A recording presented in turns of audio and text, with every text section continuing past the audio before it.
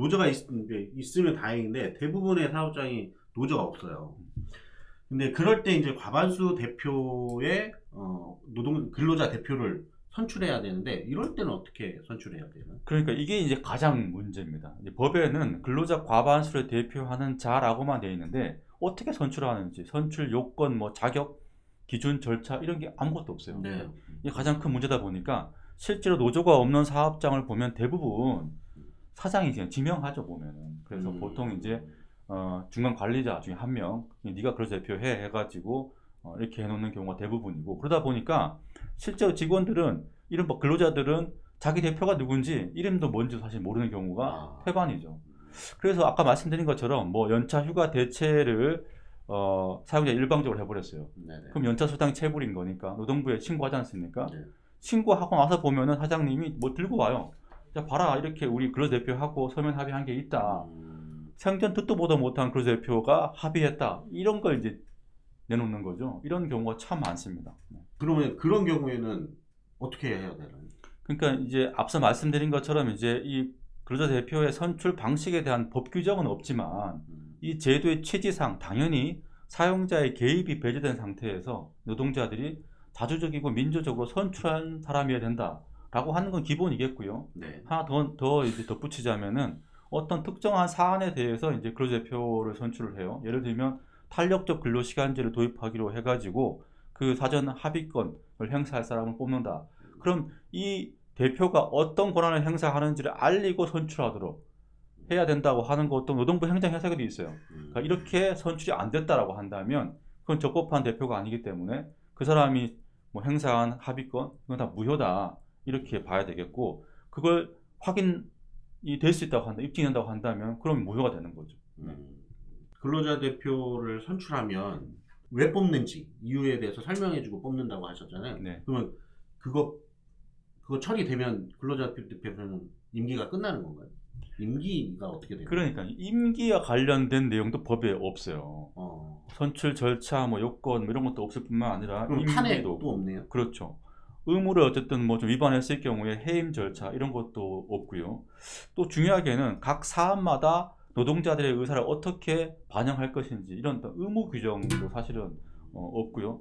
또 나아가서는 이 대표가 체결한 서면 합의 있지 않습니까? 네네. 서면 합의의 유효 기간이 언제까지냐 그것도 법에 없어요. 또는 그 서면 합의가 어떤 법적인 지위를 가지는지 이런 것들도 지금 법에 지금 불비합니다. 이렇게 좀 많은 내용들이 법에 좀 제도화 안 되어 있는 문제점이 있습니다. 빨리 요건을 갖춰야 될, 뭐 입법해야 될 내용 이런 것들이 굉장히 많은 것 같네요. 그렇죠. 그래서 사실은 참고로 말씀드리면 작년 10월에 경사노위내에 이제 그 노사관계 제도 관행 개선위원회라고 하는 일종의 소위가 있어요. 네네. 거기서 이 근로자 대표의 어떤 개선 방안에 대해서 좀 이렇게 합의를 한 바가 있습니다. 그 내용을 보면은 과반수 노조가 있으면 과반수 노조, 과반수 노조가 없는 경우에는 투표로 선출된 노사협의회 근로자위원들, 또 노사협의회도 없다 그러면은 이 전체 근로자들이 직접 비밀 무기명 투표로 선출하도록 이렇게 네. 선출 절차를 좀 정했고요. 그다음에 임기는 최대 뭐 3년까지 이렇게, 그 다음에 그 외에도 몇 가지 활동을 보장하는 내용들, 또 의무 사항들 이런 것들이 좀 합의가 됐는데 어쨌든 뭐 지금보다는 나은 내용이다라고 평가가 되는데, 이조차도 지금 국회에서 또는 뭐 여야 모두 별다르게 이걸 입법하려고 하는 의지를 보이고 있지 않습니다. 그런 문제가 있습니다. 한편으로는 사실 노조가 있으면, 특히 과반수 노조가 있다 그러면 제일 그렇죠. 좋죠. 그게 좋은데 현실적으로 노조가 없는 사람이 많다 보니까 사실 굉장히 중요한 게 이 근로자 대표 제도란 말이죠. 네. 이 제도를 잘 개선하는 문제는 제가 봤을 때는 이른바 직장 민주주의, 일터 민주주의와 직결된 굉장히 중요한 문제다라는 네. 생각이 좀 들고요.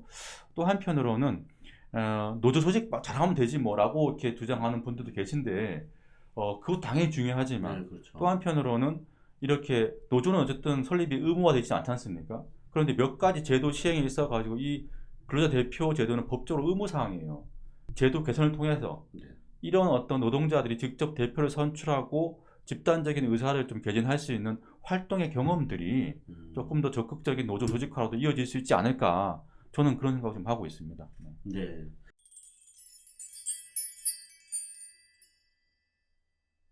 노조가 없는 사업장에서는 이 영상을 보신다면 꼭 근로자 대표라도 빠르게 일단 근로자 대표가 있는지 좀 확인하시고 네. 없다면 근로자 대표를 반드시 선출하셨으면 좋겠고, 만약 선출하시다가 막히는 부분이 있다라고 하면 민주노총 서울본부 그리고 여기 계신 노동법률지원센터로 꼭 연락과 문의를 해주시면 언제든지 도움을 드리도록 하겠습니다. 오늘도 좋은 정보와 이야기를 나눠주신 우리 박성호 센터장님께 감사드리면서 오늘은 여기까지 하도록 하겠습니다. 감사합니다. 네, 고맙습니다.